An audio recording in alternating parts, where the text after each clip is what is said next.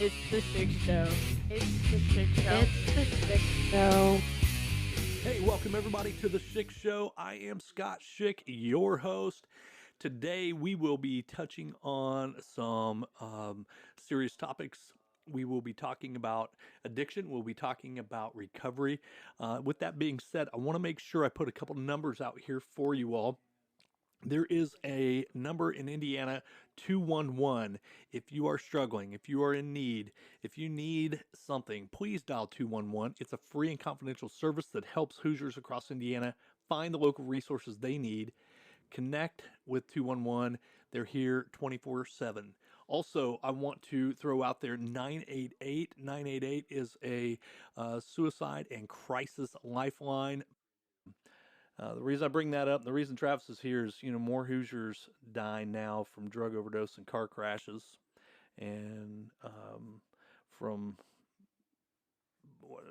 gunshots. Yeah, the last one I read said that gunshots and car crashes combined, drug overdoses are still Good Lord. more deaths. Yeah. Today, like I said, I'm here with Travis Jester. And Travis, tell us what your title is again. I am a certified addiction peer recovery coach. Wonderful. I butchered it a little bit ago when we were talking, and I want to make sure I get the right things out there. You're all right, man. I appreciate you giving me this platform. You're very welcome. Glad you're here, my friend. So Travis himself is in recovery, and he's continuing to his journey, right? And Yes. I think a minute ago we talked, and I said, "How long have you been sober?" I will have 5 years on June 26th. And how are you doing as of 5:39 today? So far, so good. Man, I you love know? But Yeah. I'm mentioning that because he said to me, "Hey, recovery's ongoing, and as of 5:30, I'm doing great. Yeah. I'm doing awesome." Yeah, I don't take it for granted. And if I wasn't here, I'd probably be in a meeting tonight. Oh well, yeah. So hey, I've known Travis for most of my life.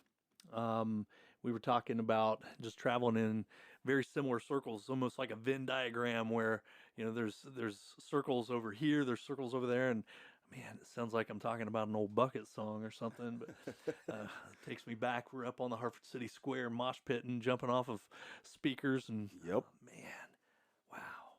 It's been a while, bro. Well, and I'll be honest, I think that's how I met you. It probably is. I have a brother that's 4 years older than me and a brother and sister 6 and 7. Yeah. And through music, Yeah. that's how. I ran around with Matt Yeah. and ran around with Tyler. Yep. And you were tagging along at some point in there. Yes. Yeah. I was. Gosh. Like I said before we got on air, like I was their punching bag. I can remember up at Heritage Days, and this was back when Heritage Days was big. Yeah. It went all the way around. Yeah. And they stapled me to a board. They just held me up there and used the staple gun and stapled me. And We're laughing now. Yes. Okay. Yes. Yeah. Yes. Yeah. Hey, I had older brothers too, my man. Yeah. Older brothers, older cousins. Man, Mark would throw me down, like him and his buddies, they would throw me down the stairs. My Aunt Susie and Uncle Fred's house, they'd put me in a sleeping bag, fart in it, and then send me down the stairway. I feel that, Yes. I had an older brother. Man, I was thinking the other day about the stuff I remember, and my brother Bill, he would turn on, there was a specific song. So when I was talking about music and how I could remember things, Yeah. it brought up another memory as I listened. And I do listen to my own podcasts. Like I want to hear what I'm putting out to y'all. And it sounds different when you're in the car. Yeah. It's really interesting. It's one thing to sit in here and do it. But once you get in the car, it's really different because you're listening to it in a whole different environment. And so anyway, I'm listening to that and I'm like, oh man, Bill used to like turn the lights off in his room and he put on like this, I don't know if it was, what's the purple lamps, the Lava lamps. the black light. Oh, black light. Yeah. Turn on the black light, and there was a certain song he'd put on, and I knew I was about to get tickled until I peed. It's not a joke, man. I got tickled until I peed, but I loved it. It's one of those memories I have from Bill, and Yeah. like listening to that brought back that memory, and that's one thing I wanted. This podcast to be was about some memories, about sharing and putting the story out there, and you certainly got a story to tell, and I got one to tell about you, if that's okay. Right? Yes. So I've known, like I said, I've known Travis most of my life, and I'd always thought of him as someone who's creative, self-assured, just a kind person, though. At the end of the day, and as being the youngest, I think we have a lot in common in that way. And but I met another version of him about 6 years ago. It was somebody I didn't recognize as creative or self-assured. The kindness still existed, um, although you weren't really being kind to yourself at the time. And what's interesting is one of the books I've read is 12 Rules to Life. It's Jordan Peterson. I know he's a fairly controversial person, but I think what he said was, "Are you treating yourself as well as you would treat your pet?" And That's heavy. I think it's really important to think about. You were certainly treating your pet better than yourself. Yeah. And Well, it's funny you say that because I had somebody tell me after. So the day I seen you, I want to say within the next 120 days, I got arrested. And that was when I began this journey of sobriety and eventually recovery. And after I got out of jail and started getting acclimated to this recovery community that unfortunately I didn't know existed, we have blinders on. Somebody said, "I knew you were bad, Travis, when I seen fleas on Mojo." oh man, So it was like I didn't care how I looked, but that really bothered me. Yeah. That somebody was like, "Yeah, Mojo looked terrible." And side note, Mojo and I have both been in recovery almost 5 years. He goes to every meeting I do, never shares, still just eats food, just sits there and gets attendance, But we walk in the rooms and everybody's like, "Mojo." I'm like, "I'm the one in recovery. I'm fine, by the way." But no, I'm glad he's there for you. yes, though. he attends a lot of meetings. So That's so awesome.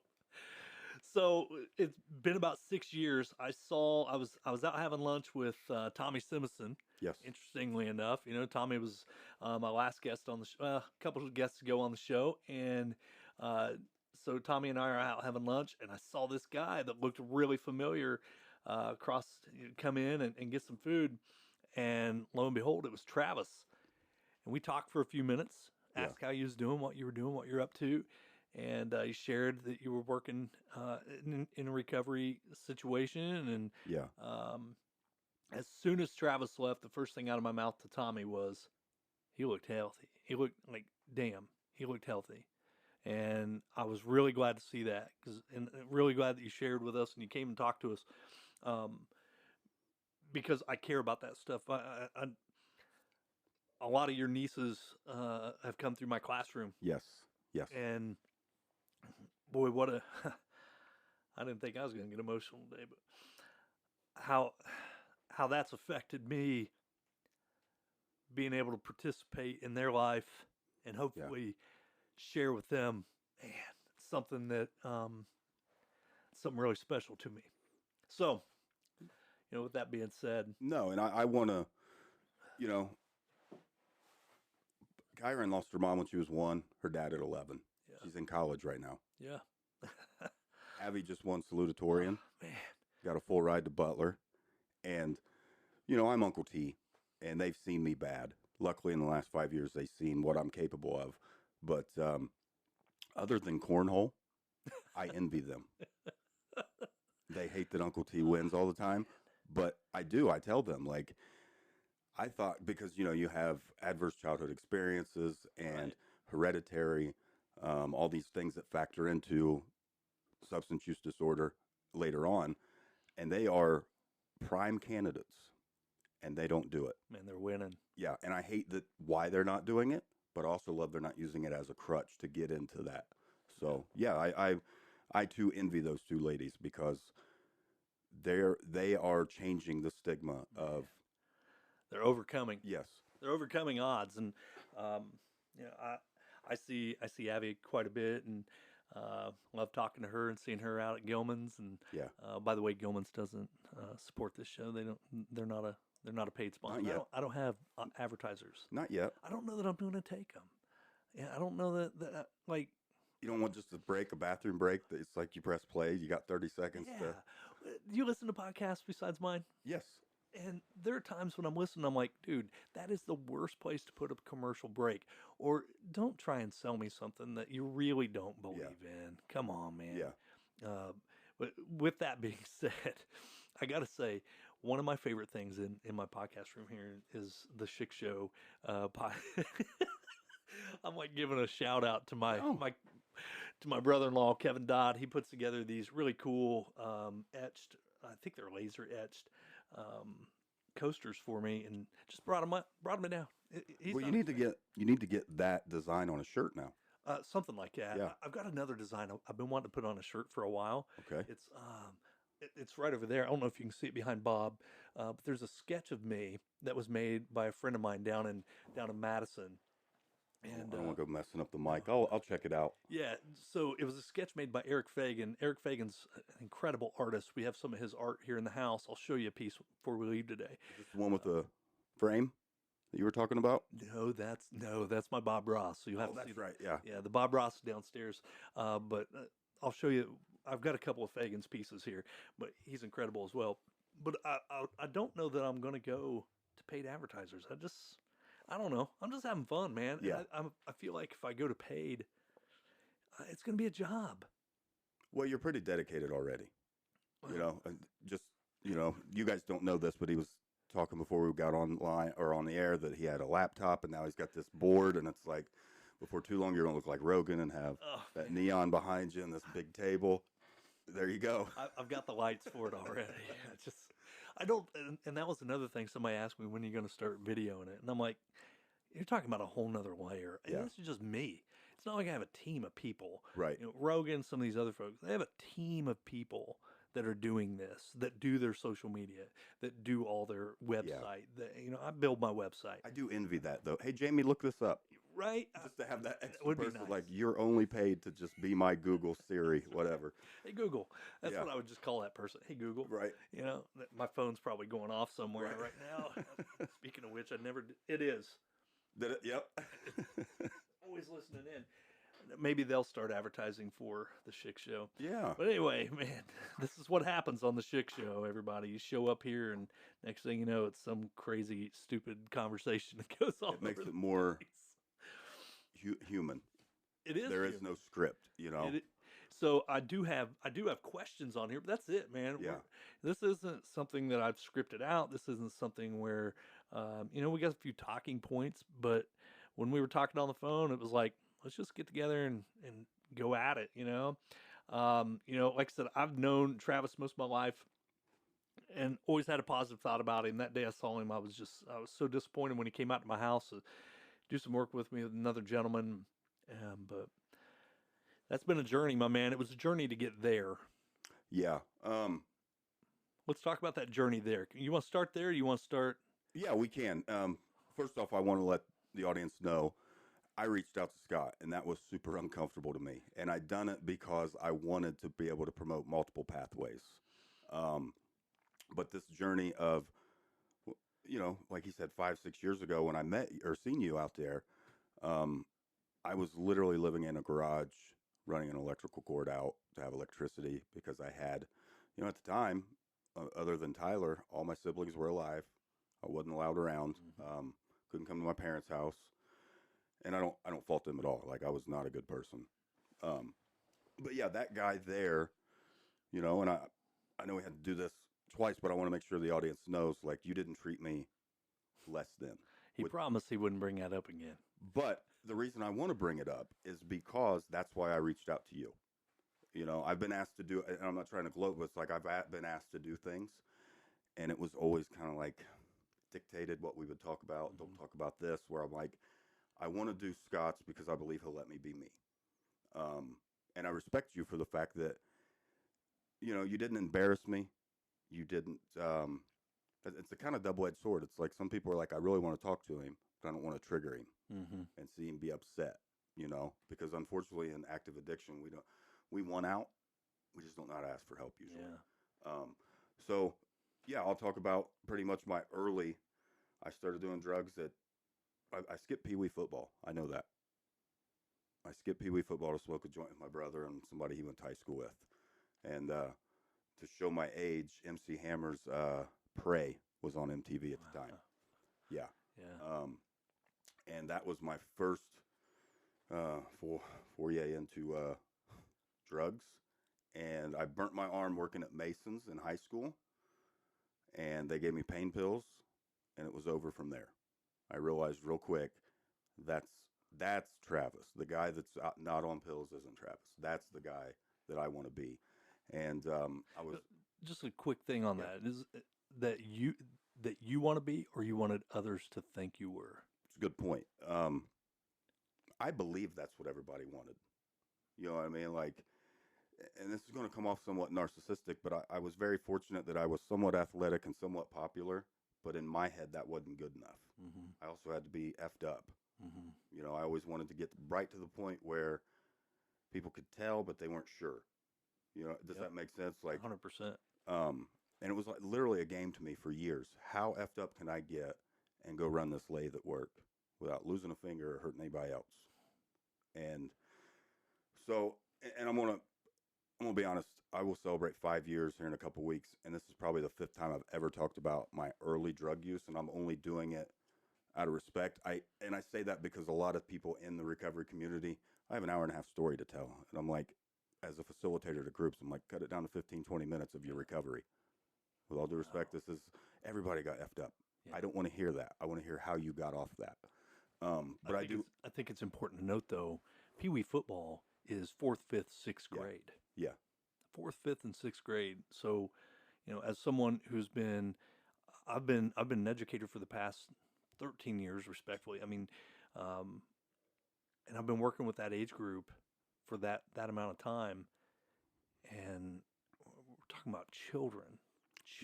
This wasn't a teenager getting high for the first time. This was a legit preteen, prepubescent child Yeah. skipping Pee Wee. And I think that's important to note, Travis. Well, and the worst part, Scott, is I was smoking pot. Nowadays, they're doing pressed fentanyl pills at that age, and that's what's scary. Yeah. You know, right now as a peer recovery coach, I work with individuals one-on-one, and I facilitate groups as well. And I have a 15-year-old who was just expelled from Jay County High School for openly admitting to me, he's like, I know they're not Roxy 30s. They're fentanyl pressed that look like Roxy's. And he got expelled for it. And luckily he's alive, and luckily he is doing well. But they will not let him back in school. Like, the school is scared of him dying on their property, so he got expelled. And that, you know, not to go off on a tangent, but that's where, you know, we have a prevention side and a recovery side where I work, and the prevention side is really heavily involved in letting the school know that's not what we need to do. We need to actually throw more at him instead of remove everything that he has, like a structure. So, but yeah, I went off on a tangent myself. Sorry, man. No. So yeah, in high school I worked at Mason's. Chicken broaster exploded on me. I got some pain pills. That's the guy I thought I wanted to be. And to just summarize it, like, it just went downhill. It just kept getting worse. I mean, my nickname at one point was Robo Man. I drank a bottle of DM every day before school in high school. Like, I couldn't go to school without Robitussin. And, you know, I was in a position where I remember I wasn't very athletic. I was just athletic enough to make, like, the football team. But it's Blackford. Everybody makes a team. But I was also able to play. And I remember Coach Bob Kemp told me one time, he said, Travis, you're a natural leader. And most people would latch onto that. To me, that was pressure. And, you know, that he wasn't the only one, but I remember he was one of the first ones that told me, Travis, you're a natural leader. And I didn't accept it. Instead, it was, like I alluded to, like, well, how effed up can I get and still be acknowledged as a leader? And so, yeah, pretty much my life was drugs and then everything else. And it transpired from literally pain pills just got too expensive. It was a financial decision to get on heroin. Now, as you can see, I don't have tattoos, so I never shot up. And my brother Tyler died of a drug overdose. And I'm so stupid that I'm like, well, I'm not shooting up, so that won't happen to me. So I kept doing heroin 3 years after he died before I quit. You know, Ironically, my recovery date is also the date of his death. It's also Mojo's birthday. So that means 5 years ago on June 26th, I got pulled over in Blackford County. And I remember telling that officer once they found my drugs, if you let me call somebody to come get my dog, I'll go peacefully. Like, I don't know how I'll react if I don't know what happens to my dog. And, I'm embarrassed for my parents. Now, to their credit, they say it's bittersweet. Yes, it's another year without Tyler, but it's one more year of having our Travis back. And side note, I bought them Mojo's brother. So it's the same birthday. So they're like, Mojo and Shiloh are now going to be 10. Travis will be in recovery for 5 years. So, yeah. But yeah, at 38 years old, I finally got my first drug charge. Prior to that, I'd gotten like trespassing, breaking and entering, fighting, possession of marijuana, but nothing real serious. And when I got to Blackford County Jail, I remember people saying, "What are you doing here?" And I said, and this was kind of a reality check to me that I wasn't getting bonded out, because they were like, Tyler, Puck, that was his nickname, Puck. They were like, Puck had already been bonded out. And I'm like, I don't have the same last name as him. So I sat there until I got out. And like within a week of being in jail, somebody smuggled fentanyl-laced heroin in. And Scott, it's so weird now, I have to laugh. Like, I remember seeing the guy come in and thinking, why'd they let him out of intake? Like, he's pretty effed up. And him going in the bathroom and taking it out, and then everybody going and doing a line, and them saying, Jester, you want some?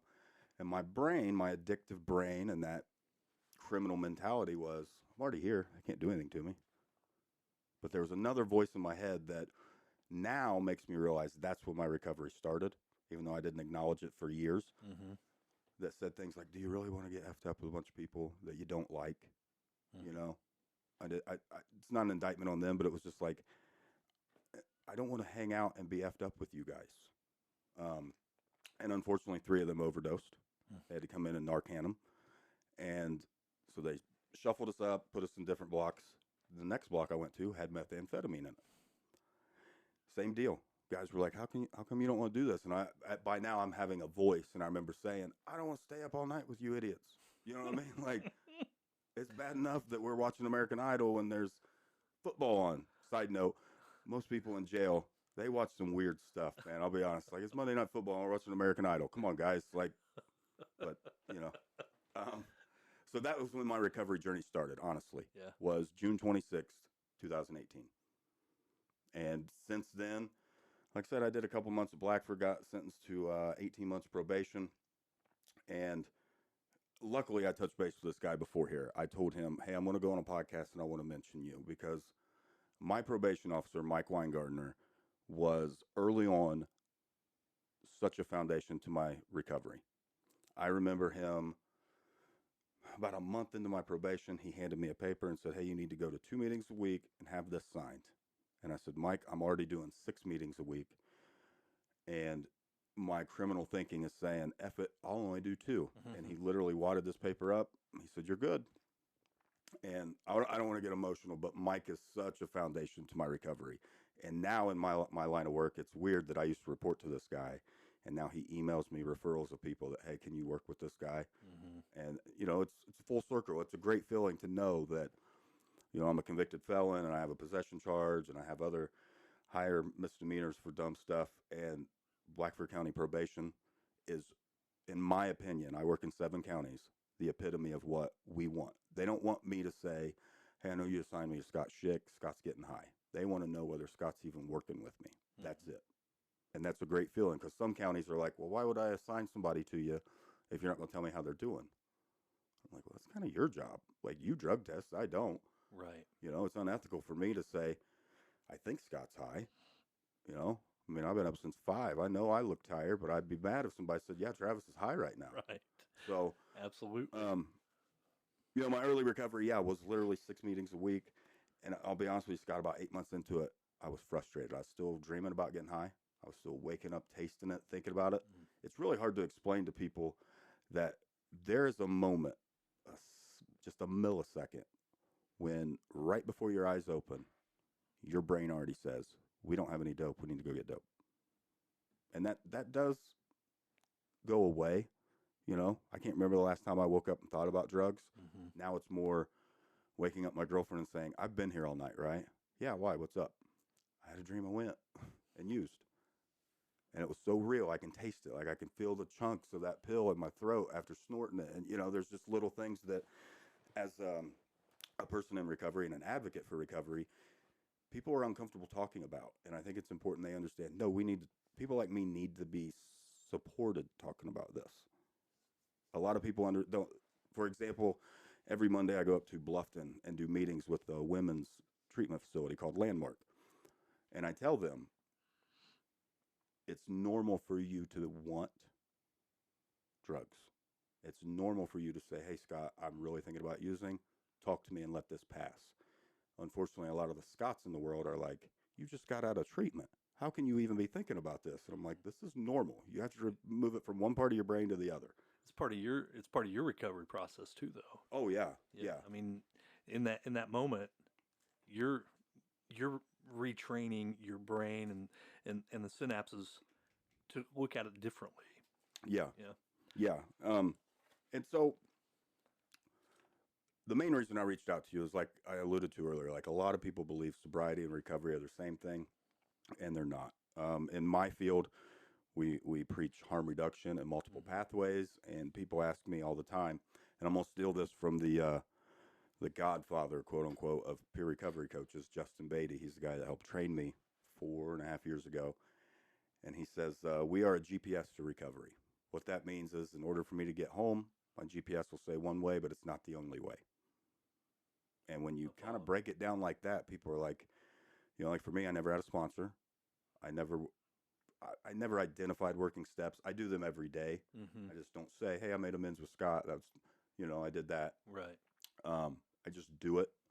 And so I'm in a position where I tell the people I work with, I want you to go to church. I want you to attend meetings, all kinds, faith-based and step work. I want you to have a sponsor and a coach.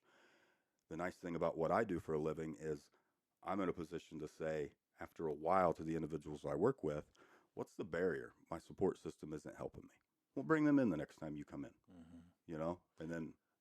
What was your accountability? You're just talking about, you know, having a support coach, having a support, you know, team around you of some sort, or a sponsor. What was your accountability? You know, it's funny because I know my parents will probably listen to this. And I got out of jail on a Sunday. And I got out of jail and got in the car. We went back to my mom's, and here I am, 38 years old with nothing. Just me and Mojo. And at the time, my grandma, who's still there, is living with my parents. And I sat them down and I said, this is what I'm going to do. And I remember either my mom or dad, my stepdad, asking me, what's different? I said, this time I'm telling you. All the other times you told me what I would do. And I nodded and watched your lips move and thought, yeah, I'll play your game for a while. Like in some intervention type thing? Or did you ever go through an intervention of some sort? Or ironically, they did have one for me one time, and I passed a drug test. I was actively using, but somehow I passed this drug test, and it just drove a wedge between us. It literally drove a wedge because I wasn't ready. Yeah. B, I was just so selfish, man. I didn't care about anybody but me. And, you know, pardon my French, I put my family through some shit. Yeah. And not to mention, I don't know that shit's a French word. Right. Well, I have a potty mouth. I keep saying F-bomb, and I'm trying really hard, Scott, to be respectful. I'm sorry. Maybe I should do a podcast about where the, you know, excuse my French came from. Right. Probably World War I, wasn't it? And we could go into it, but it would take like 10 Right. minutes for me to get around to, you know, the reality. But we'll touch on. I promise, listeners, I'll touch on it sometime. Yeah. I don't want to break this up. But yeah, the answer to your question is, I learned early on, I have to set boundaries and be held accountable. I have to empower people to hold me accountable instead of the other way around. Where'd you learn that? I honestly, I don't know. I just from the same people that were telling you what to do.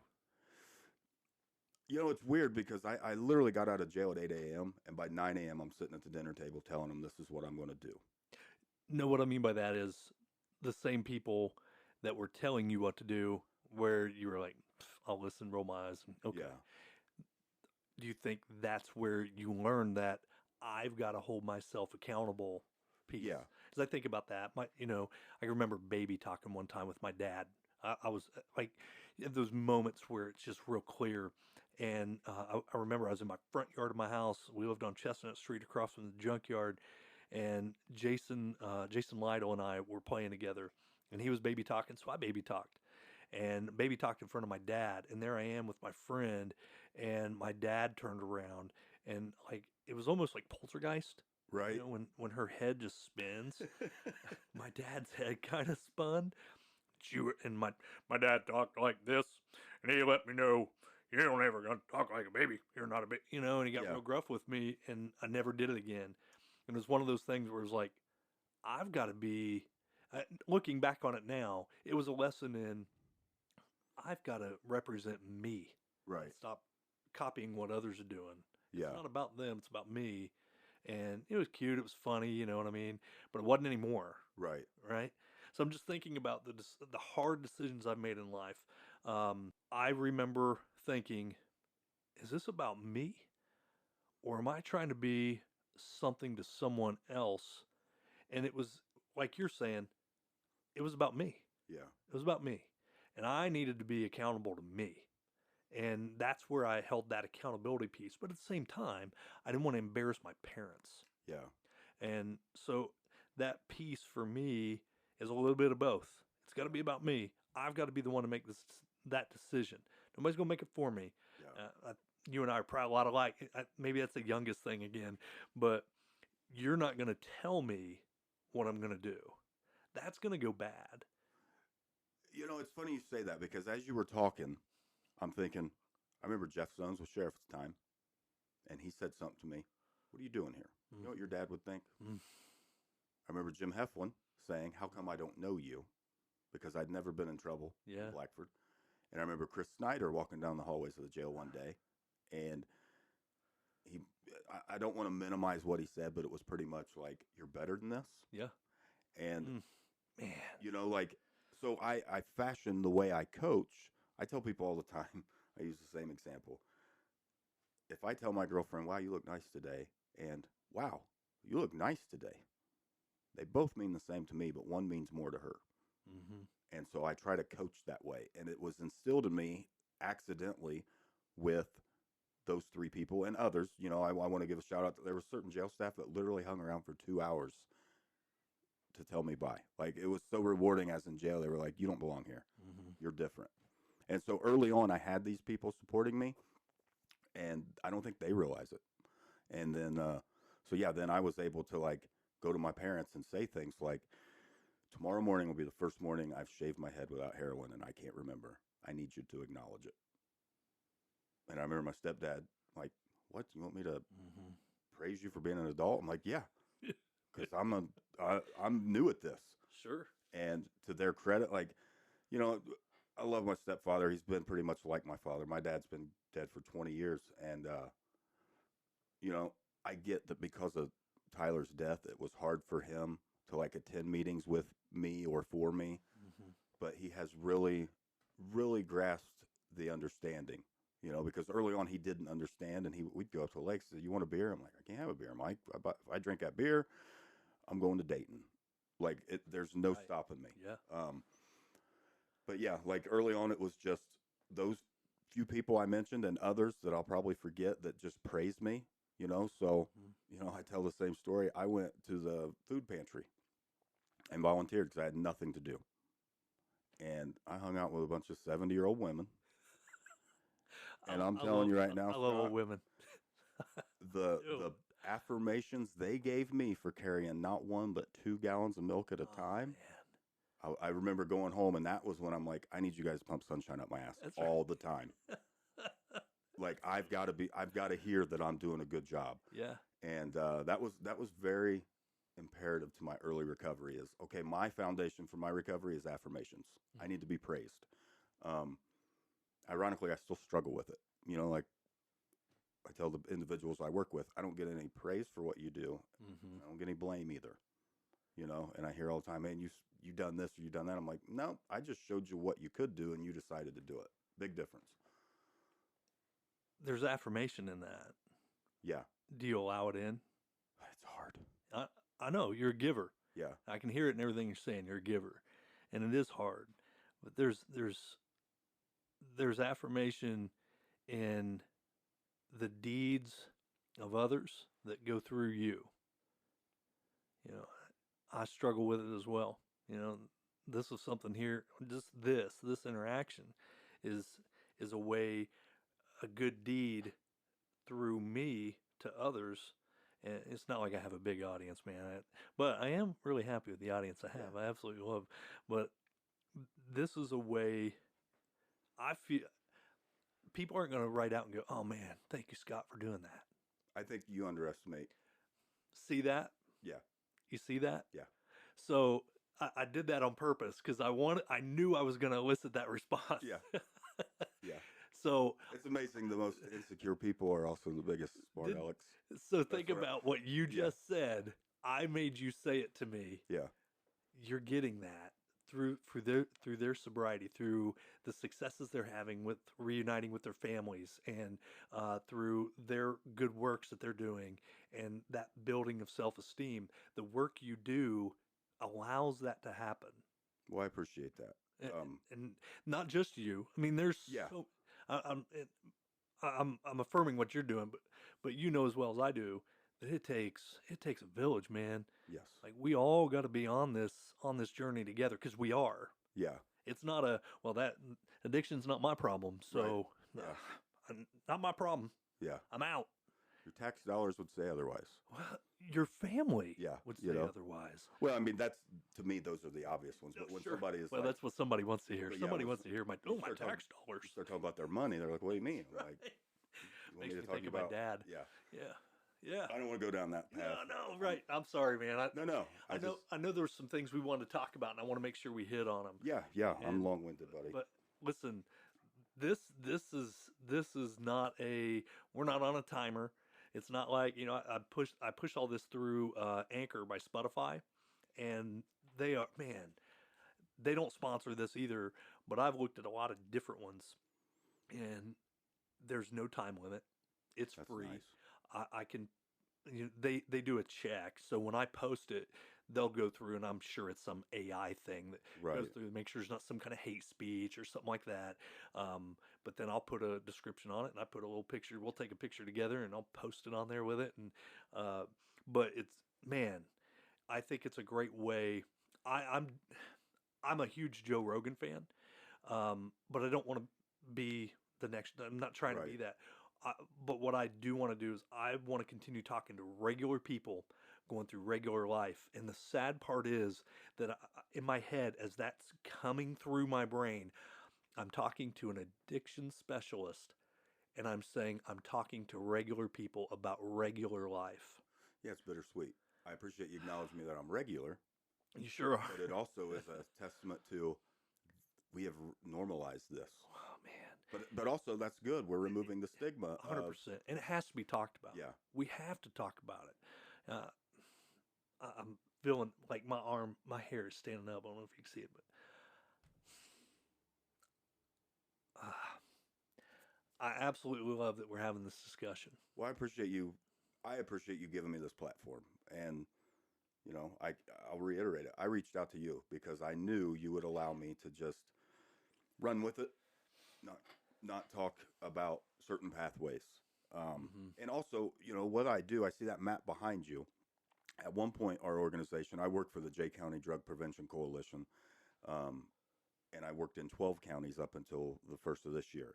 And now I'm down to 7, which Blackford, Jay, Delaware, Randolph, Huntington, Adams, and Wells. This is our backyard. Man, it sounds just like where I sell school furniture too. Yeah, probably. Literally. Yeah, I looked at your map and I'm like, what's he got an IRN map for? Yeah. But, you know, and that was another reason why I wanted to do your podcast and not some of the others I've been asked on, because it's like I mean this respectfully, but some of the people listening to this, their kids might suffer from this. And I want that parent to know there are other options than what society pushes. Mm-hmm. You know, where I'm very fortunate that I promote multiple pathways, but I'm also hindered because a lot of people don't know what that means. Right. You know, I promote harm reduction. Like I'm wearing a shirt that says got Narcan. Yeah. Um, a lot of people are like, well, you're just replacing one with the other when it comes to harm reduction. Harm reduction is literally me telling somebody, you're shooting up a gram today. Can we do a little less tomorrow? Mm-hmm. And mom or dad or wife or husband are like, what are we doing? And I'm like, Right. if it was that easy, I'd be unemployed. Right. And we would not have 108,000 people die in the last, Right. you know, like, let's support what they're doing. And I get their opinion of sometimes you're replacing one with the other. But my goal is you're alive. If you're on Sublocade, Vivitrol, Suboxone, Methadone, all that stuff, you're alive. I want you to be abstinent-based recovery, but we got to start somewhere. Mm-hmm. And I heard something a while back that I thought was really interesting. They were talking about overdose, and just think about the words themselves. There's a dosage that's recommended. Yeah. You know, me taking more than three ibuprofen would in its literal sense, that's an overdose. yes, That's more than my big body needs. right. If I take a swig of NyQuil rather than the recommended, interesting that NyQuil comes with its own shot glass. Not that Right. I'm trying to make, I'm just making, but like that would be an overdose, you know? And I think there's this misunderstanding that only drug addicts have overdose. Yeah, it's funny because now, Or for, first time, you see what well, I'm if saying, you're prescribed an opioid right now, the pharmacy also gives you naloxone, Narcan with it, the nasal. No matter what, yeah, if y'all could see shock face, it's happening right now. I Yeah. was not aware of that. Yep. That's really interesting. we give it out for free. We have boxes in Blackford County. I think there's one out at Troy Kaufman's church. Mm-hmm. There's another one in Blackford, and I'm going blank. We have one Jay, Overdose Lifeline, the shirt I'm wearing. They provide them for free. They just give us Narcan. And that's a touchy subject. People are like, well, we'll just keep saving them. And I'm Boy, like, we could have just a podcast on that. yeah, 'Cause heaven forbid you give someone a second chance. right. Or even a 10th. The Right. worst, and I don't want to go off on a tangent. I might piss off some of your listeners, but I've said to people, it's awfully bold of you to post all those Christian things and then judge anybody. Sure. Yeah, that would be a whole nother Yeah. topic. Yeah, just thinking of second chances. Yeah. I stood my wife up on our first date for the lamest excuse on the planet. Unacceptable. 100%. It was unacceptable. But thank God she gave me a second chance. Yeah. Yeah. I'm judging you while there's a table in between it. I'm closest to the door. That's Let why me- I'm talking this smack. I got to say something about the table. So this desk, I actually made this desk. I bought it off of the Facebook Marketplace. It came out of a hotel over in Muncie. So Yeah. there was two of them. I cut one down. So what you see in front of you, now I've got some like sound dampening stuff on it, but it's half of the other tabletop is what it is. Oh yeah. You see it? Yeah. Yeah, it's a there's a name for it, and I'm terrible. I'm still learning my product as a furniture sales rep, but it's a vanity. It was vanity or something like shield, and it's so if you were sitting there and I was sitting here, you would have straight up a crotch shot going on, and so Well, I appreciate this. yeah, well, thank my wife for that Right. too. I'm telling you, I can't thank her enough. She has been a savior for me in many, many ways. But the vanity screen is also one of those. And I apologize for saying that wrong, especially to all my Ed Fern people out there.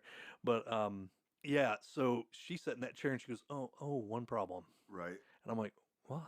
And I'm looking around. I'm like, "Oh, what?" I think it looks pretty good. Yeah. She goes, "Yeah, it's line of sight issue." And I'm like, "Oh God."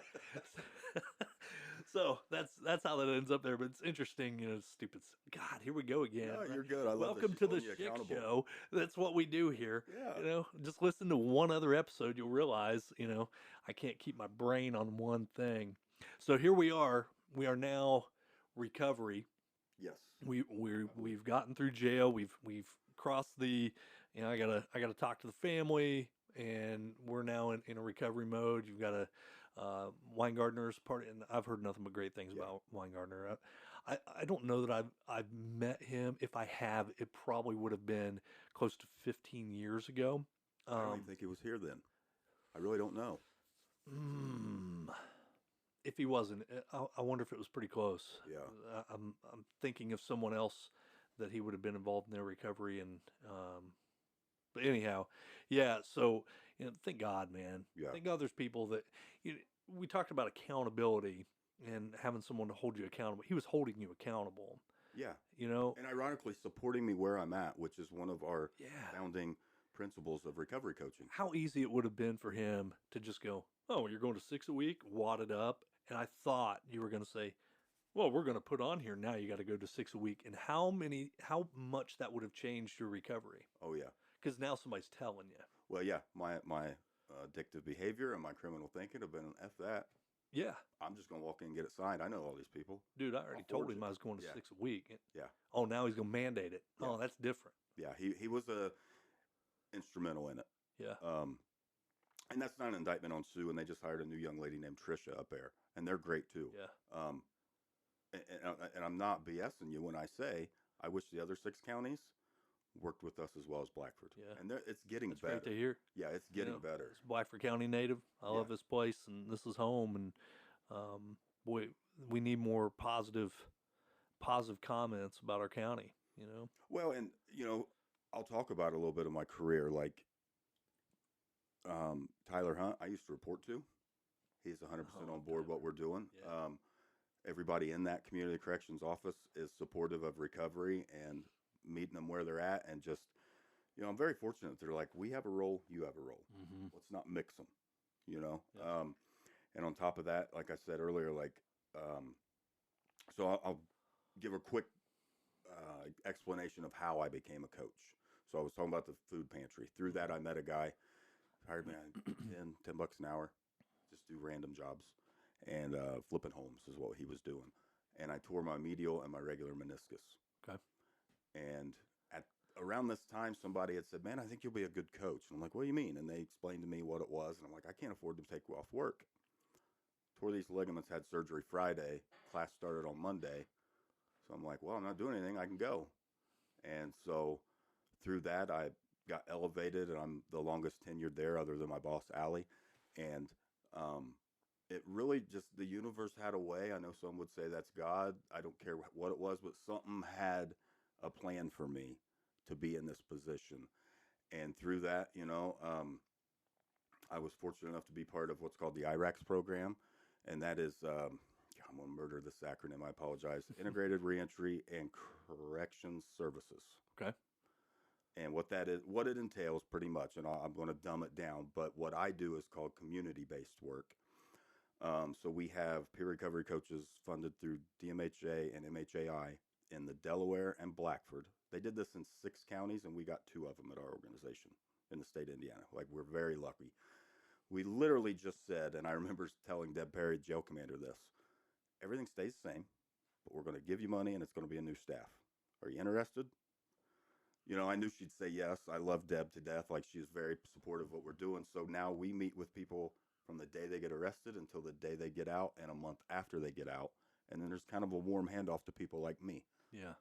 So there is continuous support, whether you want it or not. And for HIPAA reasons, I won't mention some guys that we both know, but it's like, man, I'm very blessed to watch them evolve in jail. Like, I used to get high with this guy, and he's just like participating in the groups, and he's now co-facilitating them. And he actually said one time, "Man, if my sentence is up before I complete Matrix, I'm gonna stay." I mean, how blessed are we that there are people who are like, "I don't want to get out of jail because this program's so good." Right. And the program's good, but it's really the people. I think the program is great, but I also know who's doing it. They're all in recovery. Mm-hmm. And they all have different pathways. I mean, we have people that are staunch Bible thumpers, and we have people that isolated for years, and that was their recovery pathway. If you'd have told me, yeah, just isolate, work, and you'll be fine, I'd be like, no, I won't. Right. But here she is crushing it, and I'm very fortunate. So in 2019, I got this job, voluntary, just, and then in 2020, we launched what's called the Indiana Recovery Network. And they kind of took that map you have, divided it the same way, Coalition, Jay County Coalition, you have this part. Thrive, you have this part. Wabash Valley Recovery, And back then it was me and Allie Rains were the only two coaches. Now I think, and I hope I don't misrepresent this, I think we're up to 30 peer recovery coaches between the Delaware Blackford County Jail and our communities. Well, it shows two things. It shows that they're respecting, the need, Yeah. and it's showing the need. Man, that is number one. It's enlightening. The numbers. Two, it makes my heart happy that there's support out there. Yeah. And well, not to interrupt you, but a lot of these people supporting us, like Sons originally, now Heflin, now Mhm. Perry, these are people that grew up here. yeah, And they're willing to admit things like, what we're doing isn't working. We got to try something different. yeah, That is huge. And I didn't mention Commander Walthauer and Commander Dye in Delaware, huge proponents of this. I appreciate them. And I miss that aspect of being in the jail, working, But I'd be lying to you, Scott. I've been in jail in 5 years, and I still early on was like, hear that door clink and think, I don't think I have a warrant. Do I still have a signal? Like, am I getting out of here? And it gets easier. But yes, we are very fortunate that our community, stakeholders in the legal system, Judge Body, huge proponent of us. yeah. I can't thank people like him enough to not punish our program for an individual failing. He understands that, hey, man, it was his decision to cut that bracelet off and run. That's not on you. Thank you. Just sitting here thinking about what you were throwing out there, the number of people that are now employed in some shape or form, to help in recovery, to help those who are struggling. Just a thought in my head. I interviewed for an assistant principal job in Madison 4 years ago, and in that conversation, they were talking to me about the issues in Jefferson County and Switzerland County and down in southern Indiana. And I remember then there was a stat talking about how Blackford County was 1 or 2 in drug overdose per capita, or maybe drug overdose death per capita. Yeah, I think I was, like you said, about 4 years ago. Yeah. I think it was death. Yeah. Where are we at? Now, I don't, how those things go. But Yeah. the only thing out right now, I think the earliest would be 2020. So we have in our organization what's called a quick response team. What that entails is me and any other community coach will get a text or a call from Mr. Heflin, Mr. Newton in Jay County. Those are the only 2 counties and Delaware does a really good job too. They'll text me and say, they'll give me your address, tell me you overdosed, and allow me to come talk to you. At the house. At the house. Interesting. Now, there's the caveat to that. Like if you get arrested with possession, you're going to jail, but guess what? Now you're involved in our IREX program. Right. You know what I mean? Right. So one way or another, you're going to get some type of support. Without a better way to say it, you got a captive audience. Oh, yeah? A captive participant. Yes. Yeah. So that I remember at one point Blackford being, such a small populated county being really high in deaths. And it's meth, unfortunately, is taking a upkit, but we've also got some stuff, and I'm going to murder the name of this, but it does not, Narcan doesn't work on it. They're cutting stuff with this stuff, and Narcan doesn't work on it. So yeah, there's fentanyl in everything now. Yeah. Everything. Yeah. And a lot of times what people's doing is they're using more meth because they're not speeding like they think they should, and it's because the fentanyl's in it. And then, it's 50 to 100 times more dangerous than heroin, so they end up dying of an overdose. But yes, I am very fortunate that I tell people it's bittersweet to be busy. It means that we are acknowledging the problem, but now there's a light on how big of a problem we have. Yeah, that's a great way to put it. So we definitely have a problem. Yes. And we've had a problem. Yeah.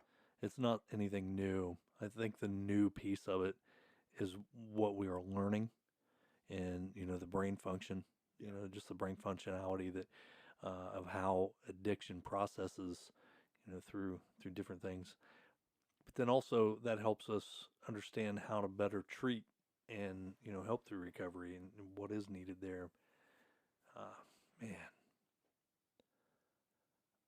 I'm excited about what you're doing, where you're going. I think you look incredible. Well, thank you. You're back to the guy I remember, that's for sure. Minus the white facial hair.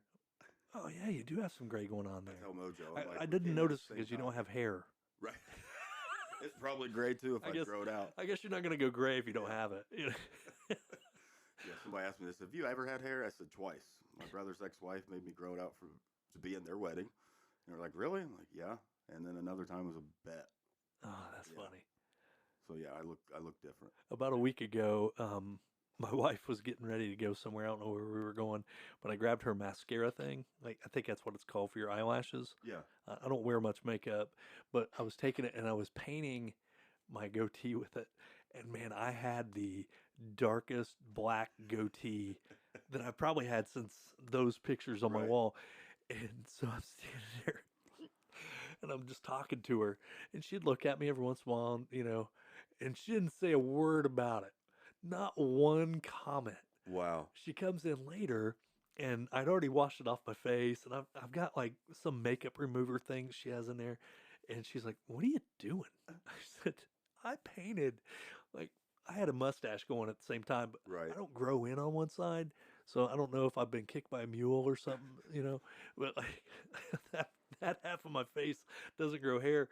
And so I even like drew You drew it in. I drew it in. Like man, I should have did the whole beard, Yeah. like the baby bye bye bye beards, Oh, the yeah. boy band beards. Yeah, what do they call those? The chin straps. Is that what it is? the chin Okay, strap, I'm not. Yeah, well, I can never grow facial hair that looked good. That's why I've always had the chin hair, because it's the only thing that actually grows in.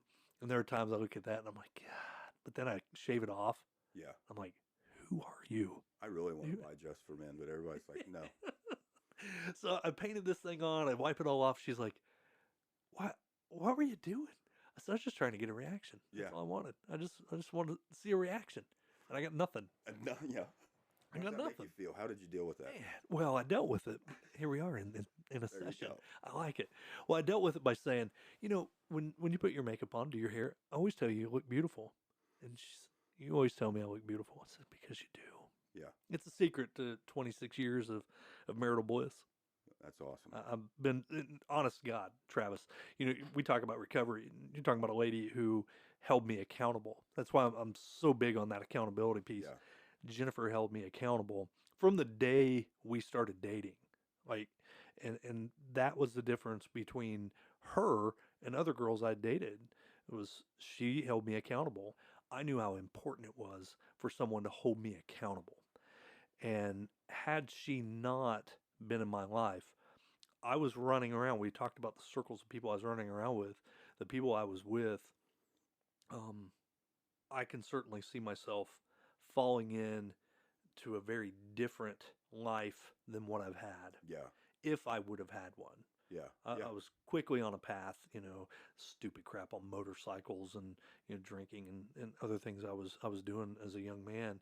Um, I needed accountability, and my parents, there was an accountability there, but it was you ain't gonna do that in my Right. house, Yeah. Yeah. Boy, that was just one more reason for me to turn around and say, I just did, Yeah. Look how good Not- I am at it. You don't even know I'm doing it. not to their face, Yeah. not to their face, Yeah. but yeah, Well, it's a absolutely. testament to you to allow somebody to set boundaries and you Ah, also let them allow you to hold you accountable for it. Like I think, man, boundaries they're a threat to people because it takes away some of their power, but also gives them some power. yeah. It's a red flag when somebody doesn't respect boundaries or they say things like, that's just the way I am.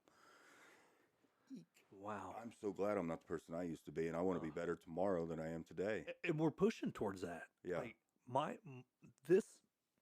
what I do in here is part of that for Yeah. me. I talk about in most of my podcasts. This is therapeutic for me. It's very revealing. I find out some real stuff about me as I go through each one of my podcasts. It's interesting how just a real conversation. Hey man, how you doing? Oh man, I ain't seen you in a while. Right. Hey, that's very different than what we've done today, and I think it's important for people to talk. Oh, absolutely. I think we done it maybe off air, maybe it was on air, but it was like you have to remove it from one part of your brain to the other, and talking about it does that. And another misconception is a lot of times people believe, Scott, I'm triggered. I need to talk about it. That's great, but a lot of times what people need to understand is you don't have to talk about what's triggering you. Just talk. Right. I always Oh, tell it'll the come same out. story. I have a cousin who, you a basketball fan? Victor Oladipo played for IU, played for Pacers. He's now with the Miami Heat. I would call my cousin and start talking about him as a Pacer. And about after 3 or 4 calls, he finally said, "Are you all right, man?" And I said, "Yeah, I just need to talk." And he's like, "Well, I was wondering, like, did he relapse or something?" He's talking about Oladipo, and he's on the Heat now, And it was literally my fear of giving somebody that much power, letting my barrier down. So it's like, I just need to talk, buddy. Yeah. That's it. I just need to talk. Eventually, I'll be able to say, yeah, there's a reason I'm talking about Oladipo, because this happened today. I passed this car and I got triggered, and it made me remember the last time I drove past that parked Corvette, and I can taste the meth in my mouth. And it's like, I don't want to tell anybody because some people think that's bad. Right. So let's ease into it and just talk to them about something. Yeah. Yeah, it's going to happen. Yeah. I think it's important what you said about, just letting your guard down. Yeah. Our society is very guarded. Our culture is very guarded. I wrote about this in one of my master's classes, just talking about, in the paper I wrote, it was about hidden curriculum. And I think in our culture, at least what I've grown up in, I've experienced a lack or I don't know the best way to put it. I'm just going to talk it out. But I think we are so concerned about self-preservation that if we show any fear, any weakness, any tendency to even have either of those two, then our self-perceived thought of that someone else has of us. I don't know, like, it's a weird way of saying, the way other people view us. Yeah. I think that gets diminished, in our own mind. Well, and let's be honest, society and our upbringing has a big part of it. Lord. We were raised to, you just man up. Yeah.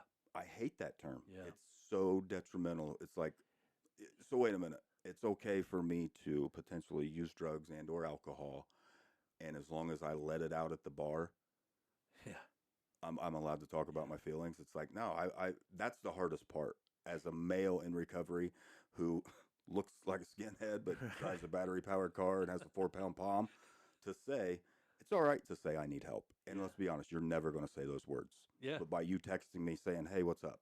Yeah. I have to be smart enough in my career to say that's a cry for help. Absolutely. And probably what's happened, unfortunately, is his quote unquote support system said, just man up. Just go to work, stop doing drugs, pay your bills. And I see the other end of that, that that generation of we're all soft now. I believe there's a happy medium, though. There is. Like, I think I can be a quote unquote hard ass that still has feelings. Yeah. I agree with you 100%. And I think as men, as grown men, it's our job to say that. Yeah. It's okay to, I think that you're right. Man Up has a couple different things. Yeah. I think it's the way we take it in, and if I say to myself, knowing who I am, it's so much self-perception, how we absorb it. But if I say man up to me, it is 100% about push through this now. Yeah. Don't put this to the side. You're a man. You're a human being. It's our innate drive to get better, to grow, to become the best version of ourselves. And to me, that's man up. Yeah. Others, I think it can be heard, or it may be intended, of just get back up. Yeah. Quit being a crybaby. Man, I've been knocked down. Yeah. I've been hit. I went through some stuff, and I've had to man up through it. But there are other times I just needed a hug, man. Yeah. just needed a hug. And not that I wasn't going to man up later. I just needed a hug. Well, it's a lot easier to, quote unquote, man up if somebody's there saying, I appreciate you, Scott. I just want you to know that. Yeah. Well, this would be a little easier now. I didn't realize I had support, Yeah. you know? Yeah, absolutely. And I'm similar, not to interrupt you, but like I'll catch myself in my inner dialogue saying, you have to do this, Travis. You know it. Right. You have to make this happen. It's a discipline thing. Yeah. It's a self-discipline piece. Yeah. And We're on the same page. It's so yeah. interesting, man. Well, and we're at that age where, you know, we're right in between those two generations. That the older generation We judges. so are. But yeah, you know, it's hard because it's like I want to relate to this 20-year-old, 25-year-old kid that I'm assigned to help work into recovery, but I have his dad butting heads with me because he's just old enough to where he doesn't believe that people like us should have feelings, and he's the guy that'll make fun of my battery-powered car. Yeah.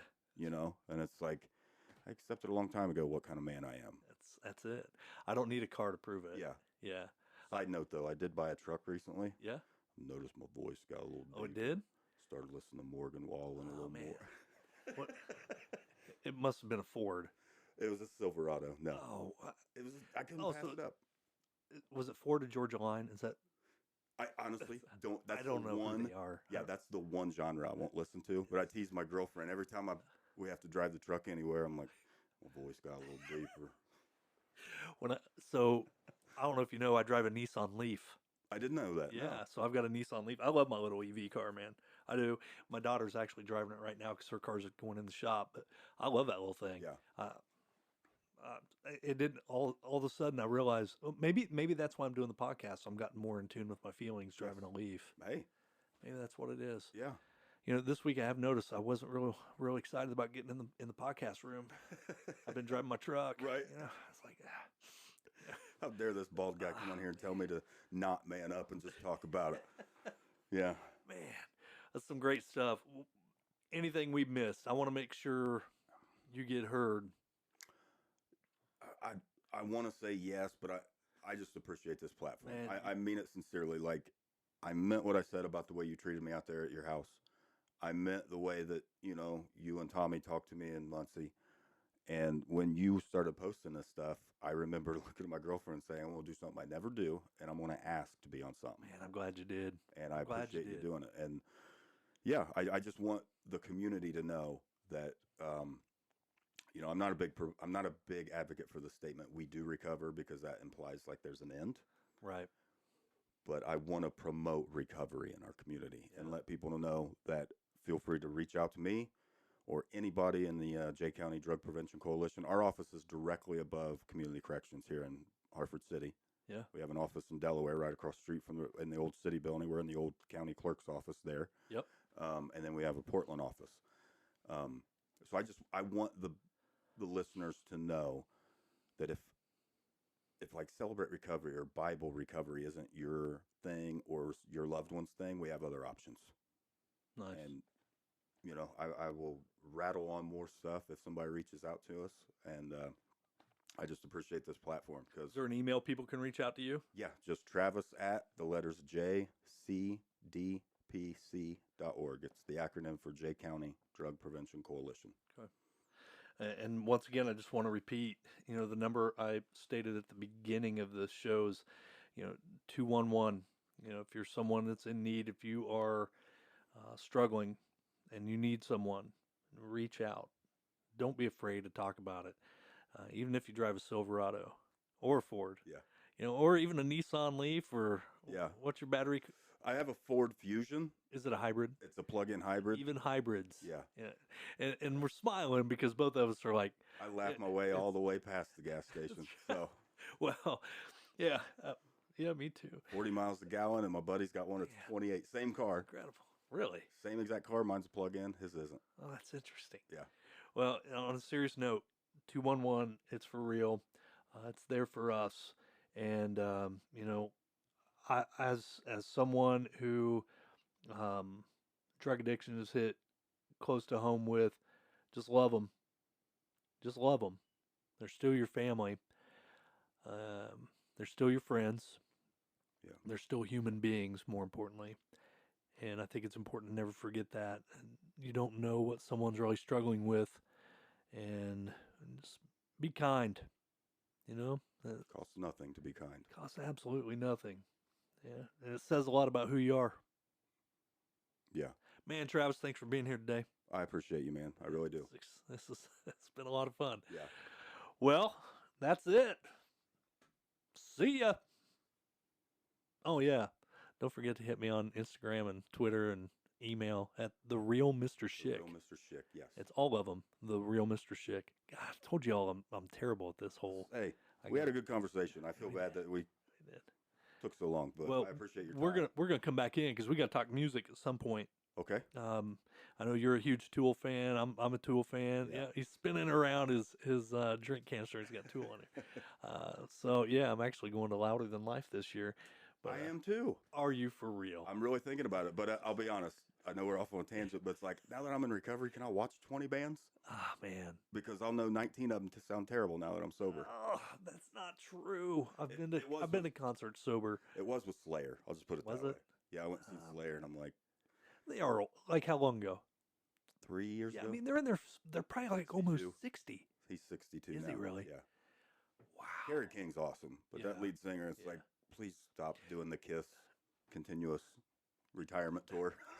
Just The moment you realized Kerry King was the guitar on the Beastie Boys albums. I did not know that till just now. So finish your question. How's that feel? That feels like you're right. I want to talk about music with you now. God, I can't wait. I can't wait. You gotta come back, folks. Have you heard Electric Callboy yet? No. That's my treat to you. Oh my gosh, I'm gonna have to check it out. Yes. Hey, that's the Schick Show. Message me. See ya.